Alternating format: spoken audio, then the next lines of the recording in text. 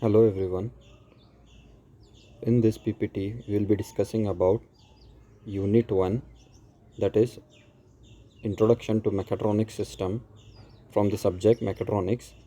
It is for the students of Electrical and Electronics of 6th SEM, diploma students. Myself, Chetan Shankar Patil, M.Tech Digital Electronics and HOD Electronics and Communication Engineering Department, Jain Polytechnic, Belgavi. So let's begin. We'll be seeing first contents. What are the contents?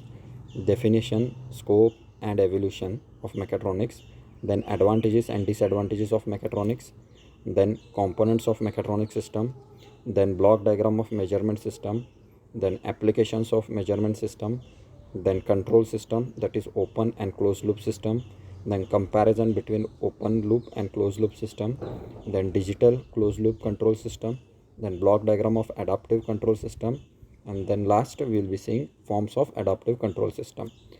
So let's begin with the definition of your mechatronics.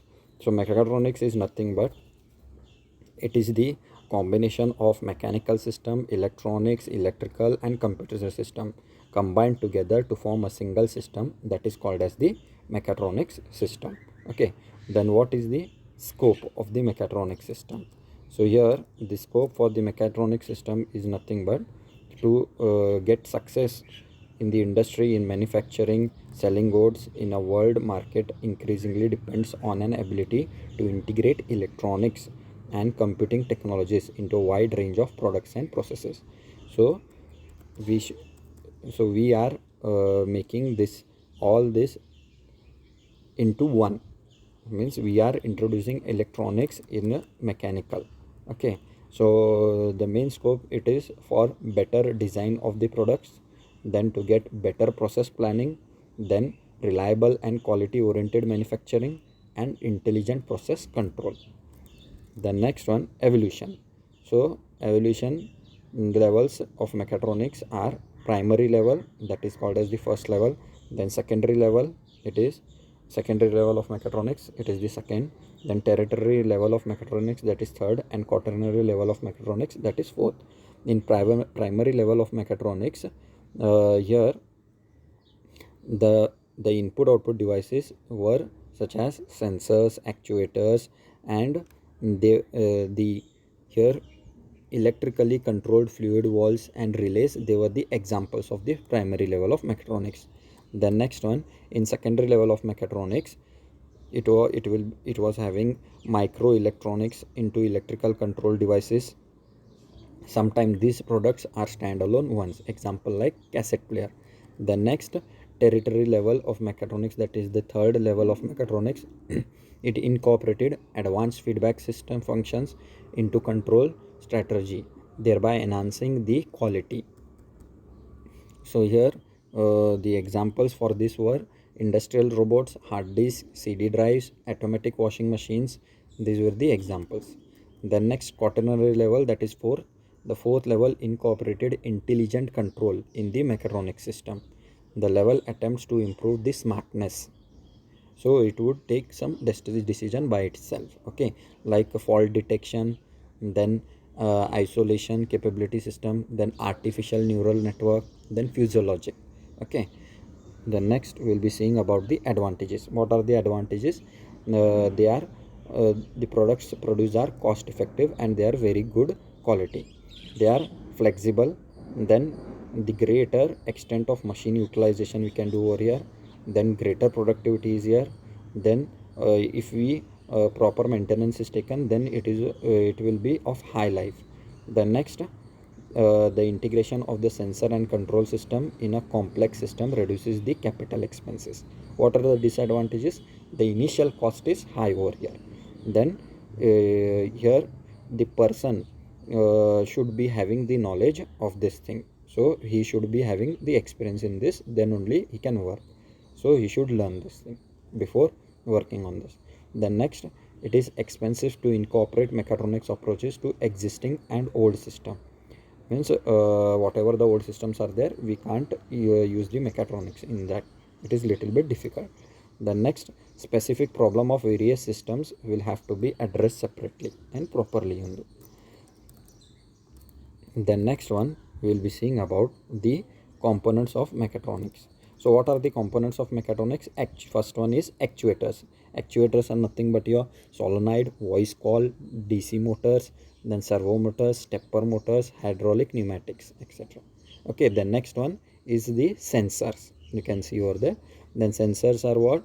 Switches, potentiometer, photoelectrics, then digital encoders, strain gauge, thermocouple, accelerometer. The next one is what? Your input signal conditioning interface. Okay, so this will be nothing but your amplifiers, filters, A bar D and D bar A controller. The next one you can see in the diagram, digital control architecture. It is that these are nothing but your logic circuits, then PLC, then sequencing, timing, logic and arithmetic, control algorithms and communications. Okay, then next one, output signal conditioning and interface. So this will be nothing but your D bar A bar D, then amplifiers, then PWM, power transistor, power op amps, and at last you will be seeing in the diagram there is graphical display. These graphical displays are nothing but your LEDs, digital displays, they can be LCDs, then they can be your CRT. Okay, then next one we will be seeing about the block diagram of your measurement system. So what all it will be having? A transducer, then a signal processor, then a recorder. So what this transducer will be doing? It will be sensing. It is nothing but a sensing device that it will be converting the physical input into the what your output which is required. That it might be analog output or it is usually a voltage. Then next one, signal processor. What it is? It is nothing but a filter and an amplifier function it will be doing. Okay, you can see in the diagram. Then at last a recorder is there. After processing the signal, what it is there? A bar D is there. That will convert into digital, and that digital output is given to the recorder which will display the output in digits. Okay, so like this your the example over here we are seeing the digital thermometer. You can see the example over here. So what is the transducer over here? There is a thermocouple. Thermocouple, what it will do? It will convert the temperature into a equivalent voltage. The voltage will be of small value, so it should be amplified. Then there is in signal processor there is an amplifier which will amplify that. After amplifying, it will be given to the A bar D and display recorder. That it will, what it will do? It will convert to the digital and record it and give to a what? Your display. Then display will display your output. Okay, then next one, applications of measurement systems. What are the applications? First one, it is monitoring of process and operation. So here the example may be it can be an ammeter or a voltmeter that indicates the value of current and voltage.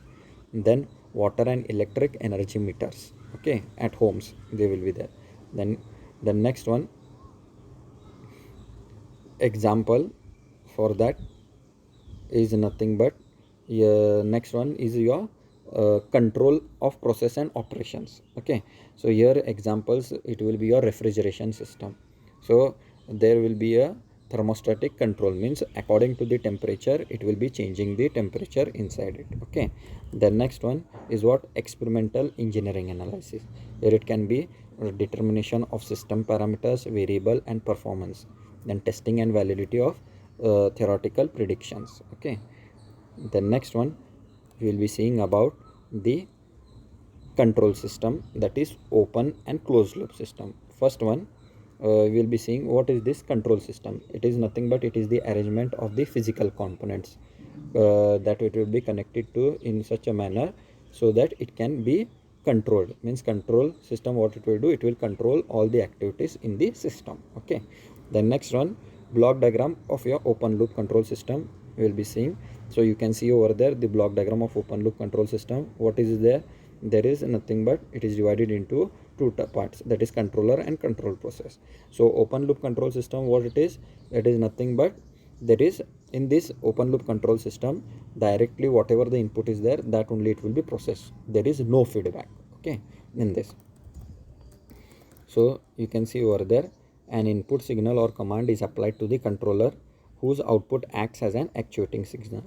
then the actuating signal then controls the controlled process, okay, so that the controlled variable will perform according to the prescribed standards.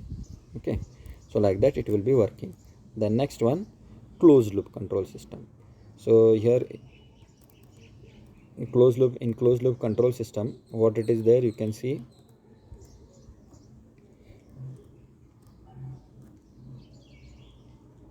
So a closed loop control system, the main difference you can see over here is that there is a feedback in this. Okay, so in the closed loop control system,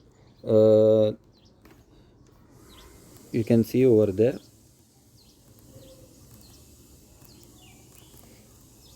that is there is the feedback. Okay, feedback is nothing but it is the property of a closed loop system which permits the output or some other controlled variable of the system.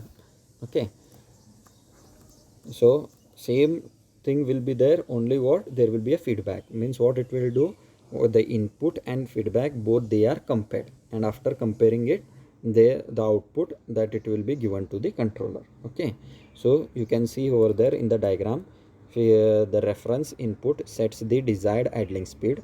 The engine speed at the idle should agree with the reference value, and any difference such as load torque is sensed to the speed transducer and the error detector. The controller will operate on the difference and provides a signal to adjust the throttle angle to correct the error. Okay, so here advantage what it will be, in a closed loop it will be more accurate, but it will be disadvantage will be it will be complicated. Okay, so you can see you can get correct thing by seeing the difference between the open loop and closed loop. First one, it is what, in open loop it is less accurate, closed loop it is more accurate. In open loop generally it is easy to build, here it will be complicated and costly. Then in open loop stability can be ensured, but here it will be unstable at times. Then in open loop, presence of non-linearities cause malfunctioning, here it will be performance will be accurate even in the presence of non-linearities. So in open loop, any change in the system component cannot be taken care of automatically. Here change in system components is automatically taken care of. Here in open loop, input command is the sole factor responsible for providing the control action. Here the control action is provided by the difference between the input command and corresponding output. Then in open loop, the control adjustment depends upon the human adjustment. Here it will be what, it depends on the output and feedback. Okay, example over here is automatic washing machine, electric switch and an automatic toaster for open loop. In closed loop it will be liquid level control system, then traffic signal system. Okay, the next one we will be seeing about the digital closed loop control system. So you can see over there the diagram of digital controlled closed loop system. So this what it will be doing, the term direct digital control is used when the digital controller, basically a microprocessor, is in control of the closed loop control system. The controller receives the input from the sensor. Okay, after that it executes control programs and provides the output to the correction element. Okay, then next, such controllers require inputs which are digital. So what it will be there, there will be an analog to digital converter. Okay, so analog to digital converter is used for the inputs. Then a clock supply will be there, so that they will be working linearly, that is ADC, microprocessor and DAC. Okay, so here the time intervals and indicates when samples of the controlled variables are taken by the ADC. These samples are then converted to digital signals which are compared by the microprocessor. So after that they will be what, as I told you, ADC it will be converted to digital, then microprocessor will be there, that it will process the data. After processing the data, then it will be given to the DAC, you can see in the diagram. So it will be converted back to the analog signal. Okay, so here the control mode used to microprocessor is determined by the program. The digital output generally after processing by digital to analog converter, since the correcting element generally require analog signal. So your correction element is there, no, that it requires analog signal, so it will be converted to analog. After that it will be processed and then initiate the correcting action will be taken, and you will get the output. Okay, so like that this digital closed loop will be working. The next one, block diagram of adaptive control system. So in this adaptive control system, there are main control situation where the parameters of the plant change with time or perhaps with load. Okay, so here adaptive control system means what? Now it will be changing, means your output will be changing according to the input. So whenever this will happen, it should adapt itself. Okay, so only according to time or according to change of the load, the robot manipulator is being used to move the loads when the load is changed. Okay, so here what it will be there, so the microprocessor as the controller will be there over here. Such a device enables the control mode and control parameters used to adapt to fit the circumstances, modifying them as the circumstances will be changing. Okay, so first what it will do, it will start to operate the controller conditioner.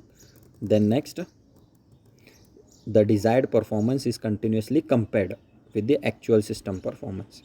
Then afterwards, the control system mode and parameters are automatically and continuously adjusted according to order to minimize the difference between the desired and actual system performance. Okay, you can see in the diagram that feedback is there, so accordingly the output will be changing. Okay,